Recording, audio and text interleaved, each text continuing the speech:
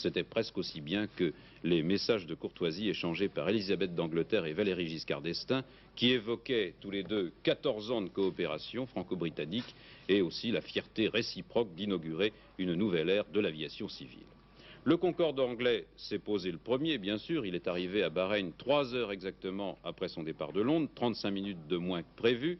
L'arrivée à Rio, eh bien, nous l'attendons, et peut-être allons-nous entrer à nouveau en liaison avec Rio. Et voilà, l'atterrissage de Rio, on nous l'annonce en régie. Regardez. Il est actuellement 16h06. Dans 30 secondes, l'appareil va se poser. Nous allons voir la petite fumée blanche provoquée par l'impact des pneus. Regardez bien. C'est un gros moment de l'histoire de l'aviation civile. C'est arrivé de l'avion supersonique qui a parcouru plus de 9000 km. Dans quelques secondes, l'impact des pneus. Et voilà, Concorde s'est posé sur l'aéroport de Rio. Vous avez vu la petite fumée blanche. Actuellement, le commandant chanoine inverse les réacteurs pour freiner son appareil. Inversion des réacteurs, l'appareil freine, il s'approche de nous, il va emprunter une voie de raccordement et s'approcher de son point de stationnement qui est situé juste devant nous, tout près de l'endroit où nous sommes, juste devant l'aérogare centrale. On ne se lasse pas de regarder cet avion dont la silhouette nous est maintenant devenue familière avec son nez mobile, cette forme très particulière. C'est vrai, l'avion est très beau. Concorde disparaît derrière l'aileron arrière d'un autre avion et le voici qui apparaît de nouveau devant nous. Je l'aperçois ici en direct. Le commandant manœuvre son avion qui vient de quitter la piste principale. Il emprunte la voie de raccordement qui va le mener à son point de stationnement. Je perçois le bruit des réacteurs, vous aussi sans doute. L'appareil s'approche. La passerelle est toute prête, ça est avancé, les personnalités regardent, tout comme nous, l'appareil supersonique qui s'avance. Dans 1 minute environ, l'avion va s'immobiliser juste devant nous. Je ne sais, Roger Giquel, si nous aurons le temps d'attendre la sortie d'Yves Mourouzi, qui doit être le premier passager à sortir. J'attends des informations pour savoir quand conclure ce reportage. Voilà l'avion qui apparaît juste devant nous, un dernier virage effectué par le commandant chanoine, qui est aux commandes de cet avion, et l'avion va s'immobiliser dans quelques instants, et je dois vous dire que réellement la vue est absolument fantastique. La beauté de l'appareil est évidente, la décoration est très simple, très sobre, et une certaine émotion règne ici sur l'aéroport de Galion, tandis que Concorde s'avance juste devant nous. Je vous disais tout à l'heure que le commandant chanoine effectuait son dernier virage. Ce n'est pas tout à fait juste, car c'est maintenant qu'il va tourner. À la silhouette de l'avion est vraiment très belle. Le nez de l'appareil a été remonté. Il n'a été baissé que pour l'atterrissage. L'avion avance tout doucement devant nous. J'observe le train avant de l'appareil. Le commandant chanoine remet les gaz. Et voici l'avion qui effectue son ultime virage. Il y a beaucoup de monde, effectivement. Le commandant chanoine doit observer un petit peu l'espace qui lui est réservé pour son avion.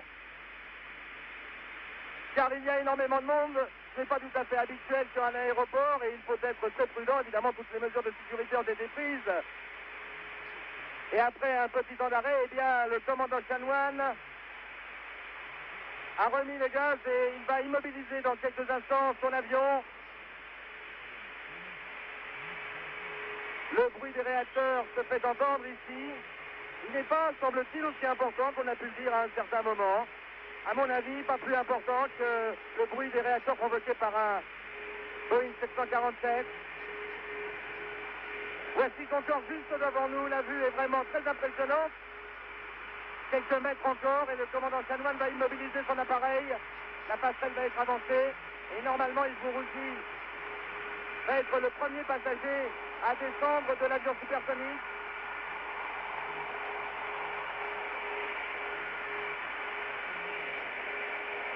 Voici l'appareil maintenant immobilisé et le commandant va sans doute stopper ses réacteurs dans quelques instants.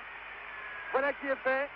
Le commandant a coupé la manette des gaz et la porte va s'ouvrir. Dans un petit instant, voilà, la porte s'ouvre. On avance la passerelle.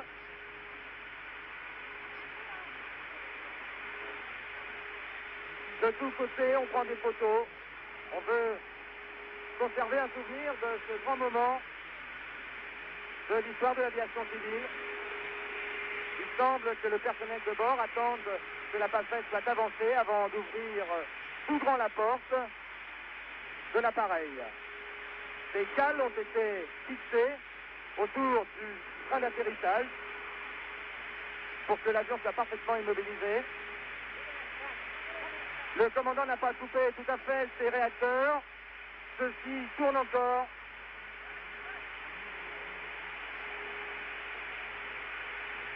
Et une hôtesse brésilienne va confier à Yves Mourouzi un micro et je pense que Yves va immédiatement nous donner ses premières impressions après cette arrivée à Rio parfaitement réussie.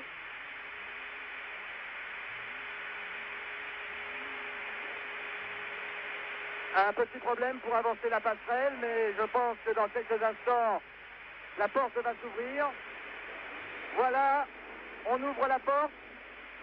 Un steward apparaît, membre du personnel d'Air France, et je pense que derrière ce steward, nous allons découvrir la silhouette familière d'Yves Mourouzi, qui va s'emparer du micro et à qui je vais passer l'antenne dans un petit instant. On attend quelques instants. La passerelle n'était pas convenablement fixée. Voilà qui est fait, semble-t-il. Le steward va livrer passage maintenant à notre ami Yves Mourouzi, que j'essaie d'apercevoir derrière, mais que je ne vois pas très bien. Je ne distingue pas le visage du passager qui se trouve derrière. C'est l'un des caméramans de TF1 qui vient de sortir. Et voici Yves Mourouzi à qui je sais qu'il est dans le micro. Bonjour, et bien nous voici à Rio avec quelques minutes de retard pour cette édition en direct de Rio, une édition qui a pris un peu de retard parce que, comme vous le savez, nous avons pris du retard à Dakar à cause du président Sangor qui était un peu en retard, et le président Sangor nous ayant fait perdre un petit peu une dizaine de minutes, et bien nous sommes arrivés en retard à Dakar, à Rio. Nous y voici donc, et j'ai en main le cadeau que je dois remettre à monsieur le maire de Rio, de la part du président du Conseil de Paris. Monsieur Bernard Lafay m'a en effet chargé de remettre, voici monsieur l'ambassadeur de France, bonjour Michel Legendre, monsieur le maire de Rio, je suis content de vous voir, et après que vous ayez serré la main à monsieur Cavaillé qui vient d'effectuer avec nous ce vol, alors monsieur le ministre, un vol qui vous a satisfait, ça y est, la ligne est inaugurée par Concorde. Il m'a satisfait comme m'ont satisfait tous les vols qui ont précédé, puisque ce n'est pas mon premier vol sur Concorde. Et j'espère que pour ceux qui découvrent Concorde aujourd'hui, ce sera une expérience concluante et qu'ainsi nous aurons bien donné le top de départ pour les vols commerciaux de Concorde. Monsieur le ministre, j'ai dans les mains un paquet, c'est monsieur le président Bernard Lafay, président du Conseil municipal de Paris, qui m'a demandé de vous le remettre en main propre, monsieur le maire. Il comporte un livre qui est le regroupement d'une vingtaine de lithographies que vous remet Bernard Lafay, des lithographies datant de 1810 sur la ville de Paris, et qui est la reproduction d'un exemplaire d'un cadeau fait par l'empereur Napoléon à l'impératrice Marie-Louise. Et dans la lettre qui est jointe...